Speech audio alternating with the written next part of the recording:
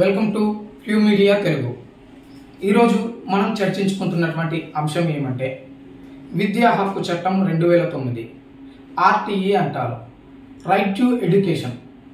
అసలు ఆర్టీఈ విద్యా హక్కు చట్టంలో ఉన్నటువంటి అంశాలు ఏమిటి, దాంట్లో ఉన్నటువంటి సెక్షన్స్ ఏమిటి అనేవి ఈ వీడియో ద్వారా మనం ఇప్పుడు తెలుసుకోబోతున్నాం.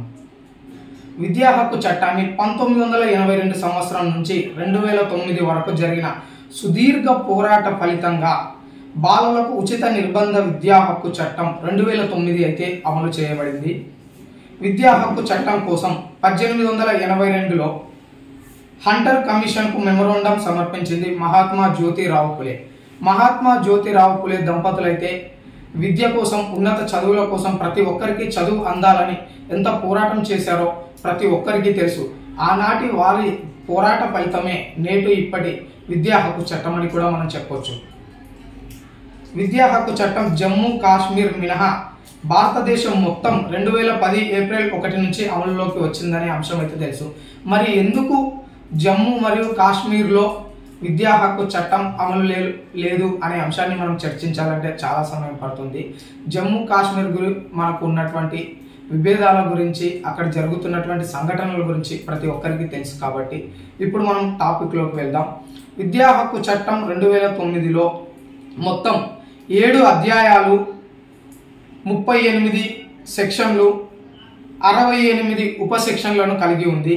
మళ్ళీ ఇందులో భాగంగా చాప్టర్ 1 ఏం తెలియజేస్తుంది అంటే, చాప్టర్ 1 సెక్షన్ 1 ఈ చట్టం 2010 ఏప్రిల్ 1 నుంచి అమల్లోకి వచ్చింది. అమలులోకి వచ్చిన తర్వాత దీని విధి విధానాలు ఏమిటి అనేది ఇక్కడ మెన్షన్ చేయబడింది. నెక్స్ట్ చాప్టర్ 2 ద్వారా మనకు చాప్టర్ 2 సెక్షన్ 3లో 6 నుంచి 14 సంవత్సరాల పిల్లలు వారి పరిసరాల్లోనే ఎలాంటి రుసుము ఛార్జీలు చెల్లించకుండా ప్రాథమిక విద్యను పూర్తి చేసే వరకు ఉచిత నిర్బంధ విద్యను పొందే హక్కు అయితే వీరికి కలదు అని ఉంది. 6 నుంచి 14 సంవత్సరాల వరకు పిల్లలు వాళ్ళు ఉన్నటువంటి ఏరియాలో ఏవైతే పాఠశాలలు ఉన్నాయో అక్కడ చదువుకునే హక్కు వారికి ఉంది. ఈ హక్కును కాలరాసే హక్కు ఎవరికి లేదు అని అయితే మనకు తెలియజేస్తుంది. సెక్షన్ 4 విద్యార్థి వయసుకి తగ్గ తరగతిలోనే అతన్ని చేర్పించాలి. 14 సంవత్సరాల లోపు విద్య పూర్తి కాకపోతే వయసుతో సంబంధం లేకుండా ప్రాథమిక విద్య పూర్తి అయ్యే వరకు విద్యను కూడా అందించాల్సినటువంటి బాధ్యత ఉంటుంది అని అయితే ఈ సెక్షన్ 4 తెలియజేస్తుంది. మరి సెక్షన్ 5 విద్యార్థి ఏ సమయంలోనైనా బదిలీ కోరే హక్కు కలదు. బదిలీ పత్రం టీసీ లేదని ఏ హెడ్ మాస్టర్ కూడా ప్రవేశం నిలిపివేయరాదు. సెక్షన్ 5 ద్వారా మనకు తెలుస్తుంది ఏమంటే, మనకు ఒక పాఠశాల నచ్చలేదు అంటే ఆ అబ్బాయి అక్కడి నుంచి బదిలీ చేసుకుని టీసీ తీసుకుని వెళ్ళే హక్కు, స్వేచ్ఛ ఆ అబ్బాయికి ఉంది. వేరే పాఠశాలకు వెళ్ళిన తర్వాత కూడా ఆ అబ్బాయి టీసీ ఇంకా రాలేదంటే, నీ టీసీ ఇంకా రాలేదు కదా, టీసీ వచ్చే వరకు మేము చేర్చుకోము అని హెడ్ మాస్టర్ చెప్పడానికి వీలు లేదు అని అయితే ఈ సెక్షన్ తెలియజేస్తుంది. మరి చాప్టర్ 3 సెక్షన్ 6లో పరిసర ప్రాంత పరిధిలో బడి లేకపోతే ఈ చట్టం అమలులోకి వచ్చిన 3 సంవత్సరాల లోపు ప్రభుత్వం లేదా స్థానిక ప్రభుత్వం బడిని స్థాపించాలి. అంటే ఒక గ్రామంలో విద్యార్థులు చదువుకోవడానికి అక్కడ పాఠశాల లేకపోతే స్థానిక ప్రభుత్వం అంటే గ్రామ పంచాయతీ కావచ్చు లేదా రాష్ట్ర ప్రభుత్వం కావచ్చు, అక్కడ పాఠశాలను ఏర్పాటు చేయాల్సినటువంటి బాధ్యత ఉంటుంది. సెక్షన్ 8 6 నుంచి 14 సంవత్సరాలలోపు పిల్లలందరికీ ఉచిత విద్యను రాష్ట్ర ప్రభుత్వమే అందించాలి. ఇది రాష్ట్ర ప్రభుత్వం ఖచ్చితంగా అమలు చేయాల్సినటువంటి బాధ్యత ఉంది. ఎందుకంటే విద్యను ప్రతి ఒక్కరూ అభ్యసించడం ద్వారానే ఉన్నత శిఖరాలకు అధిరోహిస్తూ రాష్ట్రం అభివృద్ధి చెందుతుంది. కాబట్టి రాష్ట్ర ప్రభుత్వం పైన ఈ బాధ్యత ఉంటుంది. చాప్టర్ 4 సెక్షన్ 12 పూర్తి ప్రైవేటు బడులైతే బలహీన ప్రతికూల విద్యార్థులకు ప్రతి తరగతిలో 25% మందికి ఉచిత విద్యను అందించాలి.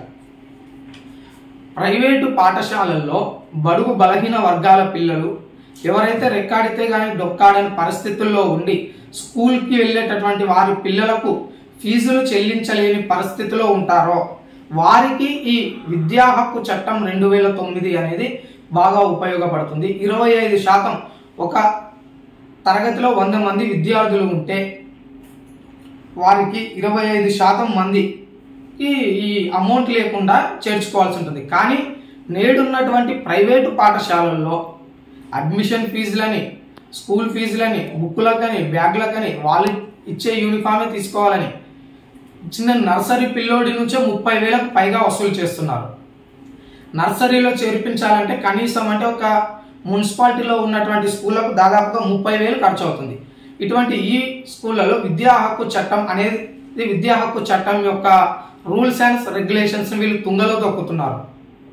అసలు ప్రైవేటు పాఠశాలల్లో నిజంగా విద్యా హక్కు చట్టం అమలవుతుందా లేదా అనే విషయాలను కూడా మనం ప్రజల ముందుకు తీసుకురావాల్సినటువంటి అవసరం ఇప్పుడైతే ఉంది. నెక్స్ట్ సెక్షన్ 13, ఏ బడైనా కాంపిటీషన్ రుసుము వసూలు చేయరాదు. అంటే అడ్మిషన్ ఫీజు తీసుకోవడం అనేది చేయకూడదని, అడ్మిషన్ ఫీజు తీసుకున్నట్లుగా ఉన్నతాధికారుల దృష్టికి వెళ్తే దానికి మొదటి తప్పుగా ఫైన్ 25,000, రెండవ తప్పుగా 50,000 రూపాయలు అయితే ఫైన్ విధిస్తారు. మరి అడ్మిషన్ ఫీజులు లేకుండా అయితే ఏ పాఠశాలలు లేవు. మరి ఉన్నత అధికారులు కూడా వీటిని చూసి చూడనట్లు వదిలేస్తున్నారు. అన్నీ తెలిసినా కూడా అధికారులు మాత్రం చర్యలు తీసుకోవడం లేదని జగమెరిగిన సత్యం ఇది. అడ్మిషన్ ఫీజుల మీదనే ప్రైవేటు పాఠశాలలు, కాలేజీలు అన్నీ కూడా లక్షల్లో సంపాదించుకుంటున్నాయి. సెక్షన్ 14, సెక్షన్ 14, వయసు నిర్ధారణతో ప్రవేశాన్ని తిరస్కరించరాదు. ఒక విద్యార్థి యొక్క వయసు ఎక్కువ ఉందని కానీ తక్కువ ఉందని కానీ అతడి ప్రవేశాన్ని పాఠశాలలో తిరస్కరించరాదని అయితే తెలియజేస్తుంది. సెక్షన్ 15 ప్రకారం విద్యా సంస్థల్లో ఎప్పుడైనా ప్రవేశం కల్పించాలి. అంటే అకాడమిక్ ఇయర్ ప్రారంభమైనప్పుడు కొన్ని సందర్భాల్లో ఆ విద్యార్థి యొక్క అనుకూల ప్రతికూల పరిస్థితుల వల్ల ఒక ప్రదేశం నుంచి మరొక ప్రదేశంలోని పాఠశాలలో చేరాల్సి వస్తుంది. ఆ అకాడమిక్ ఇయర్ మధ్యలో వచ్చాడు మేము చేర్చుకోము అనకూడదు. సెక్షన్ 16 ప్రకారం అదే తరగతిలో మరలా కొనసాగించడం, బడి నుంచి తీసివేయడం చేయరాదు. నువ్వు అక్కడ ఒకటి బాగా గుర్తుపెట్టుకోవాలి, ఈ మధ్య కాలంలో ప్రైవేట్ పాఠశాలల యొక్క దోపిడీ వల్ల వీరు దోపిడీ చేయడం కోసం చదివిన తరగతినే పిల్లలు చదువులో ముందు లేరు, వెనుకబడ్డారని చెప్పి ఫీజుల కోసం మళ్ళీ అదే తరగతులను అయితే చదివిస్తున్నారు. ఇటువంటి వాటి మీద ప్రత్యేక దృష్టి ఉంచాలి. ఇది చాలా నేరం, నిషేధం అని అయితే చెప్తున్నారు. సెక్షన్ 17, పిల్లలను శారీరకంగా మానసికంగా శిక్షించరాదు. విద్యార్థికి చదువు అవ్వడం లేదని కానీ, లేదా చెప్పిన మాట వినడం లేదు కానీ టీచర్లు కొట్టడం ఇలాంటివి చేస్తుంటారు, లేదంటే తిట్టడం, ఏ విధంగా కూడా అయితే వీళ్ళ మీద మనం మానసికంగా, శారీరకంగా వీళ్ళను హింసించరాదు అని అయితే ఈ సెక్షన్ తెలియజేస్తుంది. సెక్షన్ 21 ప్రకారం అయితే ప్రైవేట్ స్కూల్ మినహా మిగిలిన బడులన్నీ స్థానిక ప్రభుత్వానికి ఎన్నికైన ప్రజాప్రతినిధులతో బడి చదువుతున్న పిల్లల తల్లిదండ్రులు, ఉపాధ్యాయులతో ఒక సంఘాన్ని ఏర్పాటు చేసుకోవాలి. ప్రభుత్వ పాఠశాలలకు వచ్చే ఫండ్స్ కానీ లేదంటే అక్కడ ఉన్నటువంటి పరిస్థితులను బట్టి ఉపాధ్యాయులు మరియు ఆ పిల్లల్లో తల్లిదండ్రుల్లో ఒకరిని చైర్మన్గా నియమించుకొని పాఠశాల అభివృద్ధికి కృషి చేయాలని అయితే సెక్షన్ 21 తెలియజేస్తుంది. ఈ సెక్షన్ 22 అయితే బడి యాజమాన్యం సంఘం సూచించిన విధంగా బడి అభివృద్ధికి ప్రణాళికను రచించుకొని అయితే ముందుకు కొనసాగాలని అయితే ఉంది. సెక్షన్ 23, టీచర్ నియామకానికి అర్హతలు ఉండాలి.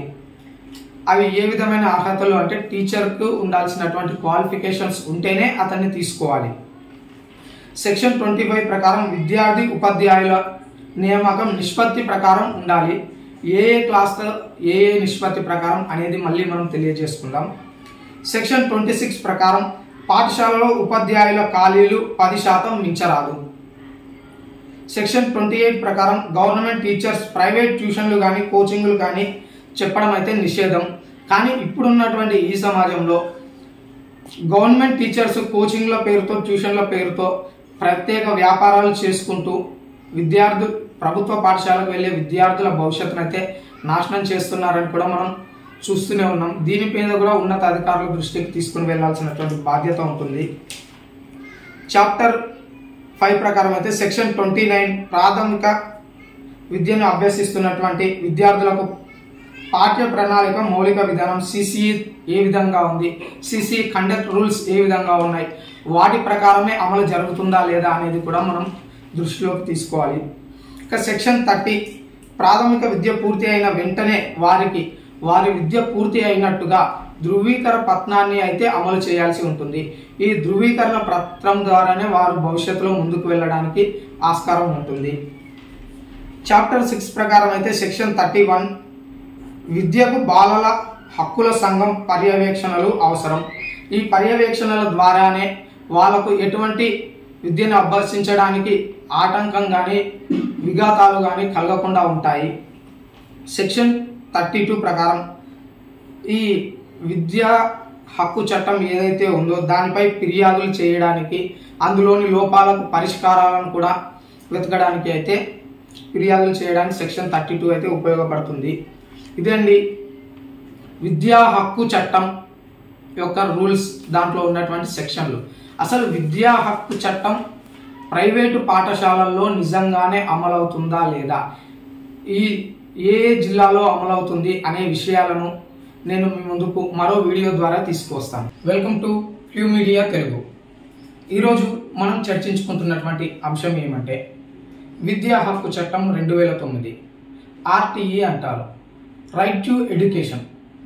అసలు ఆర్టీఈ విద్యా హక్కు చట్టంలో ఉన్నటువంటి అంశాలు ఏమిటి, దాంట్లో ఉన్నటువంటి సెక్షన్స్ ఏమిటి అనేవి ఈ వీడియో ద్వారా మనం ఇప్పుడు తెలుసుకోబోతున్నాం. విద్యా హక్కు చట్టాన్ని 1982 సంవత్సరం నుంచి 2009 వరకు జరిగిన సుదీర్ఘ పోరాట ఫలితంగా బాలలకు ఉచిత నిర్బంధ విద్యా హక్కు చట్టం 2009 అయితే అమలు చేయబడింది. విద్యా హక్కు చట్టం కోసం 1882లో హంటర్ కమిషన్కు మెమోరాండం సమర్పించింది మహాత్మా జ్యోతిరావు పులే.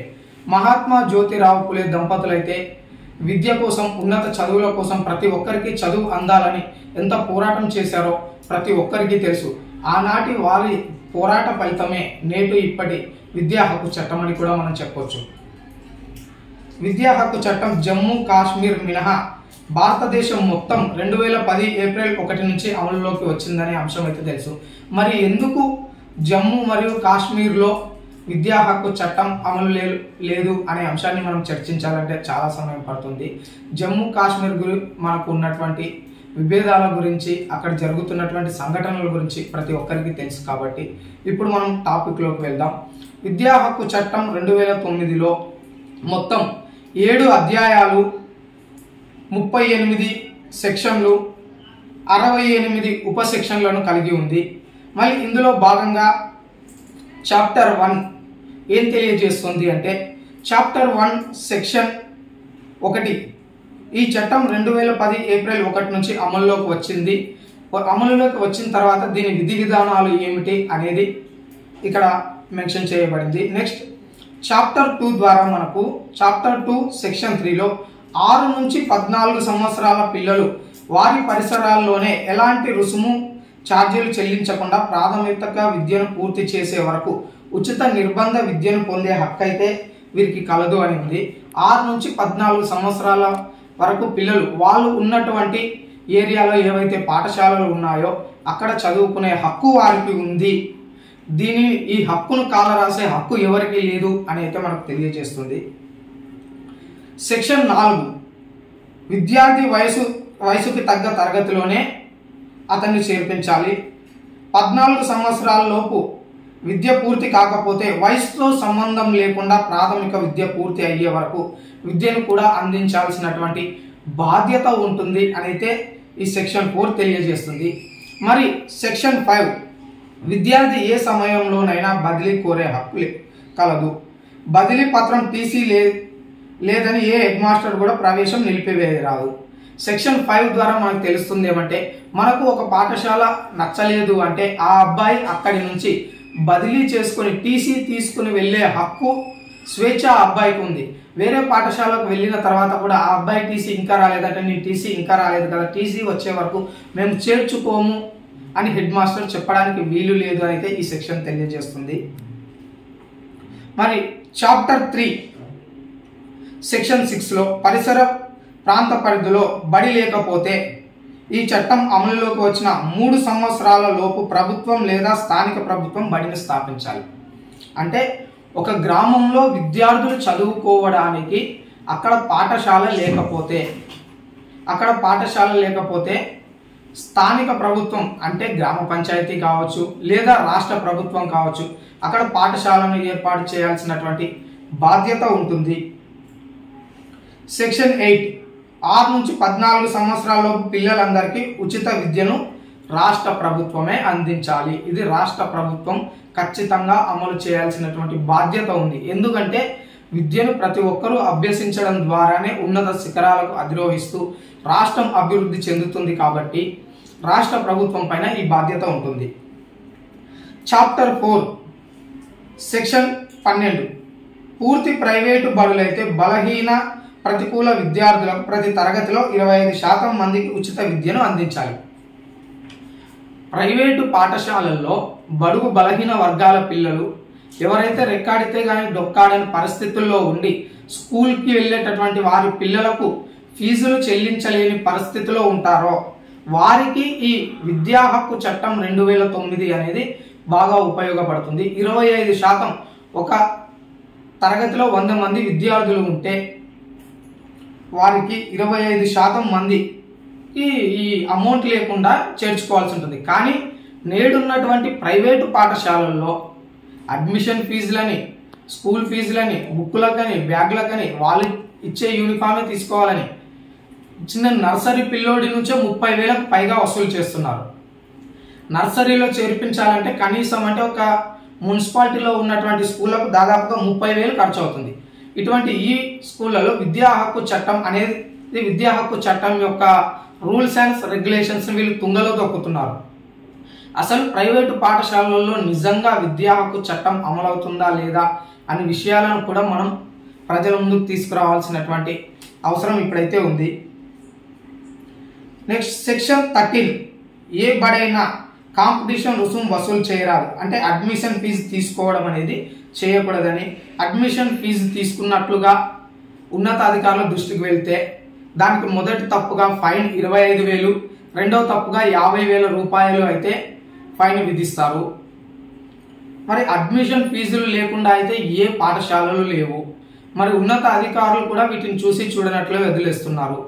అన్నీ తెలిసినా కూడా అధికారులు మాత్రం చర్యలు తీసుకోవడం లేదని జగమెరిగిన సత్యం ఇది. అడ్మిషన్ ఫీజుల మీదనే ప్రైవేటు పాఠశాలలు, కాలేజీలు అన్నీ కూడా లక్షల్లో సంపాదించుకుంటున్నాయి. సెక్షన్ 14 సెక్షన్ 14 వయసు నిర్ధారణతో ప్రవేశాన్ని తిరస్కరించరాదు. ఒక విద్యార్థి యొక్క వయసు ఎక్కువ ఉందని కానీ తక్కువ ఉందని కానీ అతడి ప్రవేశాన్ని పాఠశాలలో తిరస్కరించరాదని అయితే తెలియజేస్తుంది. సెక్షన్ 15 ప్రకారం విద్యా సంస్థల్లో ఎప్పుడైనా ప్రవేశం కల్పించాలి. అంటే అకాడమిక్ ఇయర్ ప్రారంభమైనప్పుడు కొన్ని సందర్భాల్లో ఆ విద్యార్థి యొక్క అనుకూల ప్రతికూల పరిస్థితుల వల్ల ఒక ప్రదేశం నుంచి మరొక ప్రదేశంలోని పాఠశాలలో చేరాల్సి వస్తుంది. ఆ అకాడమిక్ ఇయర్ మధ్యలో వచ్చాడు మేము చేర్చుకోము అనకూడదు. సెక్షన్ 16 ప్రకారం అదే తరగతిలో మరలా కొనసాగించడం, బడి నుంచి తీసివేయడం చేయరాదు. నువ్వు అక్కడ ఒకటి బాగా గుర్తుపెట్టుకోవాలి. ఈ మధ్య కాలంలో ప్రైవేట్ పాఠశాలల యొక్క దోపిడీ వల్ల వీరు దోపిడీ చేయడం కోసం చదివిన తరగతినే పిల్లలు చదువులో ముందు లేరు, వెనుకబడ్డారని చెప్పి ఫీజుల కోసం మళ్ళీ అదే తరగతులను అయితే చదివిస్తున్నారు. ఇటువంటి వాటి మీద ప్రత్యేక దృష్టి ఉంచాలి. ఇది చాలా నేరం, నిషేధం అని అయితే చెప్తున్నారు. సెక్షన్ 17 పిల్లలను శారీరకంగా మానసికంగా శిక్షించరాదు. విద్యార్థికి చదువు అవ్వడం లేదని కానీ లేదా చెప్పిన మాట వినడం లేదు కానీ టీచర్లు కొట్టడం ఇలాంటివి చేస్తుంటారు, లేదంటే తిట్టడం. ఏ విధంగా కూడా అయితే వీళ్ళ మీద మనం మానసికంగా శారీరకంగా వీళ్ళను హింసించరాదు అని అయితే ఈ సెక్షన్ తెలియజేస్తుంది. సెక్షన్ 21 ప్రకారం అయితే ప్రైవేట్ స్కూల్ మినహా మిగిలిన బడులన్నీ స్థానిక ప్రభుత్వానికి ఎన్నికైన ప్రజాప్రతినిధులతో బడి చదువుతున్న పిల్లల తల్లిదండ్రులు, ఉపాధ్యాయులతో ఒక సంఘాన్ని ఏర్పాటు చేసుకోవాలి. ప్రభుత్వ పాఠశాలలకు వచ్చే ఫండ్స్ కానీ లేదంటే అక్కడ ఉన్నటువంటి పరిస్థితులను బట్టి ఉపాధ్యాయులు మరియు ఆ పిల్లల్లో తల్లిదండ్రుల్లో ఒకరిని చైర్మన్గా నియమించుకొని పాఠశాల అభివృద్ధికి కృషి చేయాలని అయితే సెక్షన్ 21 తెలియజేస్తుంది. ఈ సెక్షన్ 22 అయితే బడి యాజమాన్యం సంఘం సూచించిన విధంగా బడి అభివృద్ధికి ప్రణాళికను రచించుకొని అయితే ముందుకు కొనసాగాలని అయితే ఉంది. సెక్షన్ 23 టీచర్ నియామకానికి అర్హతలు ఉండాలి. అవి ఏ విధమైన అర్హతలు అంటే టీచర్కు ఉండాల్సినటువంటి క్వాలిఫికేషన్స్ ఉంటేనే అతన్ని తీసుకోవాలి. సెక్షన్ 25 ప్రకారం విద్యార్థి ఉపాధ్యాయుల నియామకం నిష్పత్తి ప్రకారం ఉండాలి. ఏ క్లాస్లో ఏ నిష్పత్తి ప్రకారం అనేది మళ్ళీ మనం తెలియజేసుకుందాం. సెక్షన్ 26 ప్రకారం పాఠశాలలో ఉపాధ్యాయుల ఖాళీలు 10% మించరాదు. సెక్షన్ 28 ప్రకారం గవర్నమెంట్ టీచర్స్ ప్రైవేట్ ట్యూషన్లు కానీ కోచింగ్లు కానీ చెప్పడం అయితే నిషేధం. కానీ ఇప్పుడున్నటువంటి ఈ సమాజంలో గవర్నమెంట్ టీచర్స్ కోచింగ్ల పేరుతో ట్యూషన్ల పేరుతో ప్రత్యేక వ్యాపారాలు చేసుకుంటూ ప్రభుత్వ పాఠశాలకు వెళ్ళే విద్యార్థుల భవిష్యత్తును అయితే నాశనం చేస్తున్నారని కూడా మనం చూస్తూనే ఉన్నాం. దీని మీద కూడా ఉన్నత అధికారుల దృష్టికి తీసుకుని వెళ్లాల్సినటువంటి బాధ్యత ఉంటుంది. చాప్టర్ 5 ప్రకారం అయితే సెక్షన్ 29 ప్రాథమిక విద్యను అభ్యసిస్తున్నటువంటి విద్యార్థులకు పాఠ్య ప్రణాళిక మౌలిక విధానం సిసిఈ ఏ విధంగా ఉంది, సిసిఈ కండక్ట్ రూల్స్ ఏ విధంగా ఉన్నాయి, వాటి ప్రకారమే అమలు జరుగుతుందా లేదా అనేది కూడా మనం దృష్టిలోకి తీసుకోవాలి. ఇక సెక్షన్ 30 ప్రాథమిక విద్య పూర్తి అయిన వెంటనే వారి విద్య పూర్తి అయినట్టుగా ధృవీకరణ పత్రాన్ని అయితే అమలు చేయాల్సి ఉంటుంది. ఈ ధృవీకరణ పత్రం ద్వారానే వారు భవిష్యత్తులో ముందుకు వెళ్ళడానికి ఆస్కారం ఉంటుంది. చాప్టర్ 6 ప్రకారం అయితే సెక్షన్ 31 విద్యకు బాలల హక్కుల సంఘం పర్యవేక్షణలు అవసరం. ఈ పర్యవేక్షణల ద్వారానే వాళ్ళకు ఎటువంటి విద్యను అభ్యసించడానికి ఆటంకం కానీ విఘాతాలు కానీ కలగకుండా ఉంటాయి. సెక్షన్ 32 ప్రకారం ఈ విద్యా హక్కు చట్టం ఏదైతే ఉందో దానిపై ఫిర్యాదులు చేయడానికి, అందులోని లోపాలకు పరిష్కారాలను కూడా వెతకడానికి అయితే ఫిర్యాదులు చేయడానికి సెక్షన్ 32 అయితే ఉపయోగపడుతుంది. ఇదండి విద్యా హక్కు చట్టం యొక్క రూల్స్, దాంట్లో ఉన్నటువంటి సెక్షన్లు. అసలు విద్యా హక్కు చట్టం ప్రైవేటు పాఠశాలల్లో నిజంగానే అమలవుతుందా లేదా, ఏ జిల్లాలో అమలవుతుంది అనే విషయాలను నేను మీ ముందుకు మరో వీడియో ద్వారా తీసుకువస్తాను.